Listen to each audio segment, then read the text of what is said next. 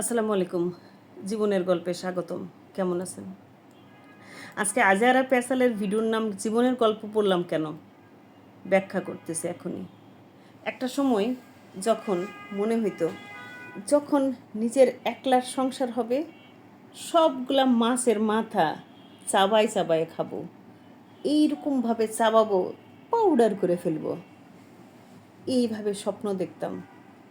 এক সময় একলার সংসার হইল, কিন্তু মাছের মাথা খাওয়ার মতো এনার্জি নাই, ধৈর্য শক্তি নষ্ট হয়ে গেছে। একটা সামান্য সিম্পল উদাহরণ, জীবনে যখন যে কাজ করা দরকার কিংবা যে সময়টা যখন যা প্রয়োজন আপনি যদি তখন সেটা না পান কিংবা না করতে পারেন কিংবা কপালে না থাকে, পরবর্তীতে আর হয় না। আমি যখন ইন্টারে পড়তাম তখন জনকণ্ঠ পত্রিকাটা খুব জনপ্রিয় একটা পত্রিকা ছিল, মোটামুটি জনকণ্ঠের যুগ। তো দেখা গেছে আমি প্রতিদিন পত্রিকার ভিতরে যে 2টা পাতা থাকতো, সঙ্গে বিশেষ সংখ্যা থাকতো আর কি, প্রতিদিন সেই বিশেষ সংখ্যাটা রেখে দিতাম যে পরীক্ষার 3 মাস আর কিচ্ছু ধরবো না, পরীক্ষার পরে সবগুলা পত্রিকা পড়ে শেষ করব। দেখেন, ইন্টার পাস করছি কত বছর, অথচ সেই পত্রিকাগুলা আর খুলে দেখার সময় হয় নাই, এখন পর্যন্ত হয় নাই। জীবনে যখনকার কাজ তখন করতে হয়। এইবার পহেলা বৈশাখে বাইর হইলাম না যে না ঠিক আছে পহেলা বৈশাখ, ঠিক আছে আগামী বছর এই শাড়ি পরে বেরোবো, এই করব সেই করব। আগামী বছর আপনি থাকবেন, কোনো গ্যারেন্টি আছে? আপনার এনার্জি থাকবে, আপনি সুস্থ থাকবেন, আপনার পরিবেশ থাকবে, কোনো কিছুর গ্যারান্টি আছে? না, কিছুর গ্যারান্টি নাই। তাই এইবার পহেলা বৈশাখ বের হন নাই মানে আপনি মিস করছেন, এই আনন্দ থেকে আপনি বঞ্চিত হয়েছেন। গত বছর যে পহেলা বৈশাখটা যারা যারা খুব আনন্দিত ছিল, যাদের বাসায় বড় বড় ইলিশ মাছ গেছে, হয়তোবা এইবার দেখা গেছে অনেকের বাসায় হয়তোবা আলোও জ্বলে নাই। এটাই হচ্ছে পৃথিবী, এটাই হচ্ছে বিধির বিধান। তাই যখন আপনার শরীরে এনার্জি আছে, মনে ইচ্ছা শক্তি আছে, সময়টাকে তুলে রাখেন না, কারণ পৃথিবীর সব কিছুই আপনার হাতে আছে, সময়টা কিন্তু আপনার হাতে নাই, সময়টা হচ্ছে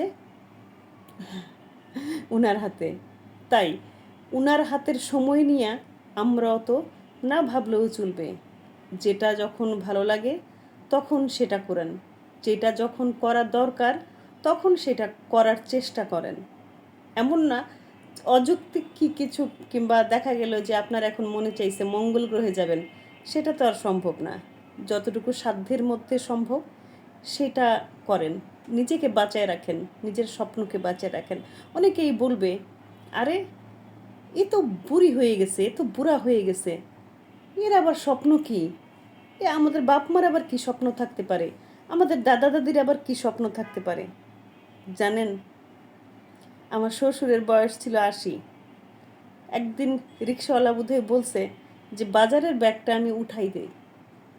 আমার শ্বশুর গেট থেকে আমার সাথে চিল্লায় বলতেছিল, দেখ রিক্সাওয়ালার কত বড় সাহস, আমি কি, আমার গায়ে কি শক্তি নাই, আমি কি একদম বয়স হয়ে গেছি, আমার মতো ছেলে তো এখন এইসব ব্যাগ তুলতেই পারে। আমি কিচ্ছু বললাম না, আমি খালি বললাম জি বাবা পারে। কারণ কি জানেন, আমার শ্বশুর, ওনার 80 বছর বয়সও নিজেকে ছেলেই মনে করতেছে। সময় যাবে, বয়স হবে, সংখ্যা বাড়বে, চামড়া নষ্ট হবে, কিন্তু মনের সজীবতাটা বজায় রাখেন। পৃথিবীটা তো ওয়ান টাইম জার্নি না, ওয়ান টাইম জার্নিটাকে কেন আমরা অযথায় অনাদরে অবহেলায় নষ্ট করব? সবাইকে নববর্ষের শুভেচ্ছা। ভালো থাকেন, আমার জন্য সবাই দোয়া রাখবেন। আপনারা নিজেরা সবাই ভালো থাকবেন, সুস্থ থাকবেন, সুন্দর থাকবেন। আর এই বছর কিন্তু খুব সুন্দর একটা মেসেজ দিলাম, কোনো কাজ কিন্তু ফেলে রাখবেন না, যে কাজ যে সময়ে করা দরকার সেটা করে ফেলবেন। আল্লাহ হাফেজ।